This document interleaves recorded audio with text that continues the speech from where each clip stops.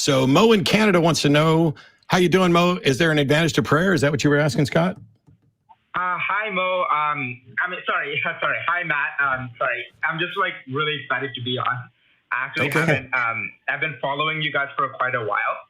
And yeah, absolutely. I'm doing pretty well. And I wanted to just have a bit of a discussion and just wanted to ask a couple questions regarding, prayer, crisis of faith. Is that okay to do? Sure. Sure. Yeah, for sure. So just a bit of a background, like I'm a non-practicing theist, questioning Muslim actually. So that's kind of where I'm coming from. So Matt, one of my questions was just about the crisis of faith. Matt, you said you were a pastor for a long time. No, I didn't. I've never said that. Oh, no? Yeah. Oh. This is something I've been correcting for 15 years. I was never a pastor. I was studying with the intent of becoming a pastor when I found my way out of religion. Okay, I see then. May I ask, what made you eventually leave and become atheist?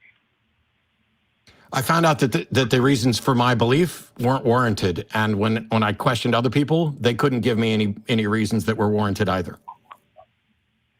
Okay, I see. So it's more like a thorough analysis, and then thinking that it was just not congruent with the reality of things. Is that it? Yes, there is insufficient evidence to warrant believing in a God, as far as I can tell. Okay, I see. Okay, that just leads me to my next question, actually. So I know that this is commonly how many people do become atheist. I follow some atheist YouTubers like Jacqueline Glenn, Mr. Atheist, kind of the same story. But I've also heard about people say being abused out of religion, like religious people oppressing the individuals and weaponizing the religion to hurt individuals. And eventually there's just so much trauma associated with religion that people leave it entirely. And I feel like this isn't really talked about as much. Have you encountered atheists who left for this reason? And what do you advise for atheists in this regard if you have? I don't run into too many atheists who were bullied out of it. I run into atheists who had problems with churches, which spawned an investigation that ultimately led to them getting out of it. I've had people who've left certain specific religions because the doctrines of those religions were antithetical to their life, where, maybe they were gay and they didn't like what the religion had to say about that, which, hey, good for them. But I don't know that this people being bullied out of religion is a large enough demographic to really address. I see. Okay. Because I did bring this up with people of faith and people of who aren't religious, who are atheists, and I haven't exactly heard many perspectives about that. It's just because I personally know a friend who kind of was almost oppressed out of it. That's kind of why I was asking this question. But you feel like there's not enough atheists to address that. Is that right? It does seem like it is an inconvenient fact of human psychology that a lot of the time emotional trauma or just suffering in general can cause somebody to intellectually reevaluate their views. Now, I don't know at the end of the day which you end up attributing their deconversion to, but yeah, I think a lot of people, there is some emotional experience that comes first, and then that jars them enough to make them do some kind of investigation into what they previously believed. But at the end of the day, it's really both, isn't it? So I think I see what you're saying. It's more like the emotional situation or the distressing situation it acts like a catalyst for them to start questioning. Is that what you're saying? There's lots of there's a lot. So Mo, I promise I'm not trying to be obtuse. I'm not getting the purpose. I'm not getting the point of what you're trying to get to, because you originally just said here, your question was, is there an advantage to prayer? And now you're asking about, have we run into atheists who were bullied out of their religion? Not really. Not really. Okay, so I guess I didn't mention the crisis of faith thing in my original topic, but I can get to my question on prayer real quick then. It was just another question entirely different. But yeah, I did want to ask about prayer, if I can do that. I think we have 4 minutes left. I'll ask quickly. Well, we're gonna go overtime, but I want to get. Yeah, I mean, there's still like 5 or 6 calls to get to after this. So. Okay, all right, sure. So from some of the podcasts I've listened to, there seems to be the notion that, there are some disadvantages to prayer. Like one of them being that some people fall into the trap of praying, but then not taking action to solve their problems. But Okay. what is your opinion on prayer as a coping strategy? And I only bring this up because I used to work as a mental health distress center representative, and many clients called in about prayer, and I didn't know what to say about that. Yeah, it's really easy. I would prefer to give people science-based, evidence-based coping mechanisms. But at the end of the day, if science and evidence aren't something that appeal to them, and the only thing that's keeping them from hurting themselves and others is believing in a God, then I'm going to begrudgingly encourage them to keep believing in a God. Okay. So, I think I see what you're saying. Okay. Fair enough. But Scott's got something to add. Yeah. Well, the notion of prayer seems to get employed in two different ways. One way is what we call petitionary prayer, which is where you're actually like trying to change something about the external world. And that, I think there are a lot of really, really good reasons for thinking that nobody should believe that's a thing, or that those prayers are answered. Even if there was a God, because if God's got a plan, you're either praying for what's in his plan or not. Exactly.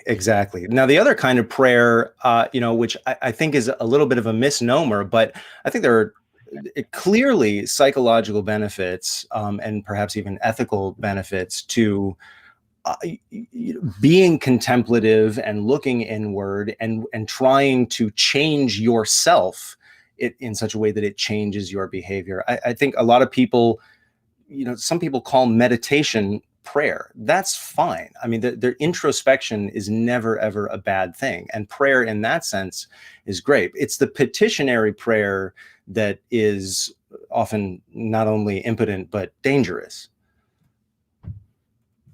Right. So, like, for example, those faith healing prayers, for example, like, is that what you mean by petitionary? One of them. Yeah, well, that's a really extreme.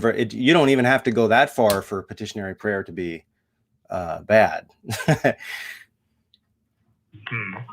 Okay, fair enough. Hey God, please help my team win this sports ball thing. Exactly. Wouldn't that be cheating?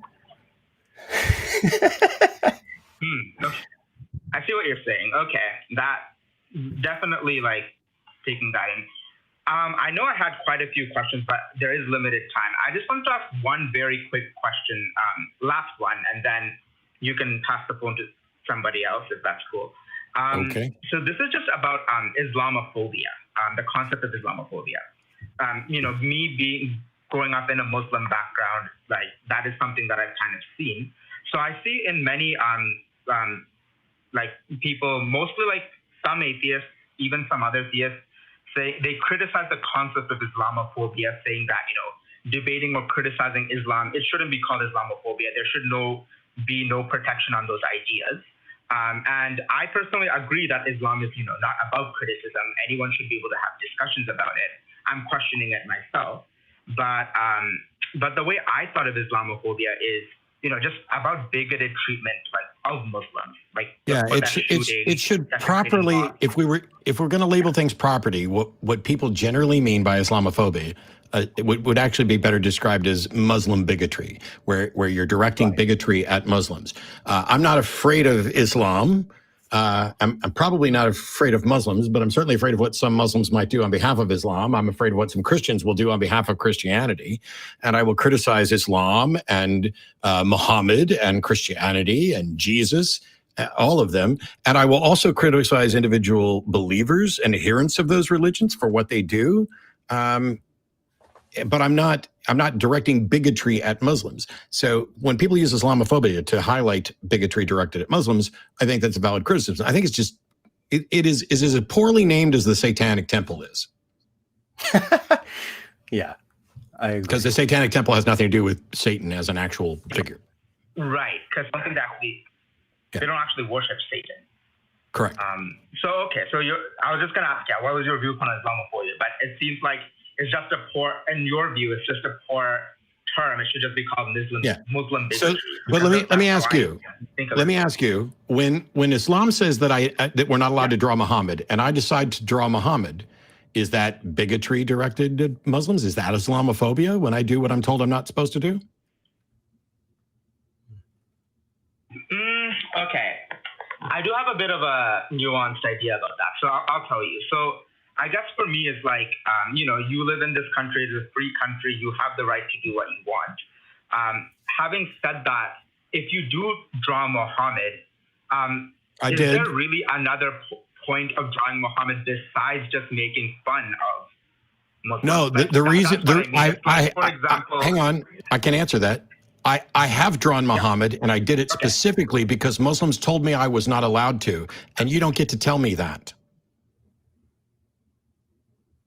So, okay, no, I see what you're saying. Like, you have every right to do what you want to do, for sure.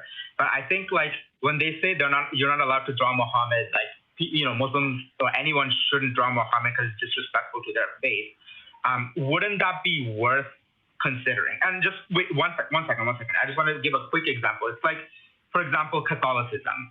Say they're having their Sunday Mass, and I don't believe in Catholicism, but they can do what they want. Would I go into a cathedral during their Mass and break some? No, that's completely, no. You're comparing apples and oranges. I'm not walking into a Catholic Mass and disrupting it, but I will buy a box of those communion wafers that they think actually turns into Jesus and dip them in queso and eat them on the show, which I've done. Jesus. Okay. Well, I guess you're free to do that. I guess my question is, what is the point of doing that if it's not just to make fun of them? Okay, so go ahead, Scott. Like, that's why I said it was a bit nuanced. Mo, so I'm not sure if you're an American, but you know, the freedom of speech and freedom of expression is like one of our highest values, right? It's like the master value. And when one of those values, I mean, historically, this is true for, you know, patriotic Americans going back 100, 200, 300 years. Historically, when those rights appear to be infringed upon or are in danger of being infringed upon, there is a kind of moral, patriotic duty to put those rights to the test. So this is why we as Americans, we burn the American flag. It's not because we hate America, it's because we love America and we love the First Amendment, right? And so if somebody says, no, you are not allowed to draw a picture of this one thing, you can draw anything else, but this one thing is forbidden, then we are protecting that right by testing that prohibition. We are pushing back against it. It's not because we're having a laugh, and it's not because we're being assholes. It's because you want to preserve and protect that right. And one way to do it is to challenge anyone who tries to infringe upon it. There is a real utility to drawing the Prophet Muhammad in this context. There's also this notion, and I know you're living in Canada. There's this notion, though, that you don't have a right to not be offended. And when the religious individuals try to impose onto others who are not adherents of their religion that they should not be allowed to do things that might offend the religious, I'm going to do those things. Largely, I mean, granted, if they say, please don't kill people, it will offend us. I'm not going to run around killing people. But I'm saying, if you're going to, you know, it's like, oh, you must take this seriously. No, I respect people and people's rights. I have no respect for beliefs until those beliefs have earned it. And so if you want to tell me, as Catholics do, that when your priest hands out the wafer, that it actually turns into the body of Jesus Christ, that transubstantiation is real, then I should be allowed to ask you whether that piece of cracker that you just put in your mouth turned into a toenail or a foreskin. And that is there specifically to cite the absurdity of this and to show that you're basically claiming something that you can't demonstrate and trying to impose it on others. And so when Muslims say that, oh, you don't get to draw Muhammad, I did. I don't do it all the time. I would have never, ever, I'm not an artist. I would have never drawn Muhammad had it not been for the fact that followers of Islam were trying to impose their views on me. And you don't get to do that. I don't get to tell you that you have to stop believing in your God or that you have to respect, I don't know, science. I'd like it if you did. But if you don't want to, you know, it's not sacrilege because there's no religion part here. How'd we do, Mo? I don't know. Mo hung up. Oh. I'm sorry that people are hanging up. I guess we're being really thorough.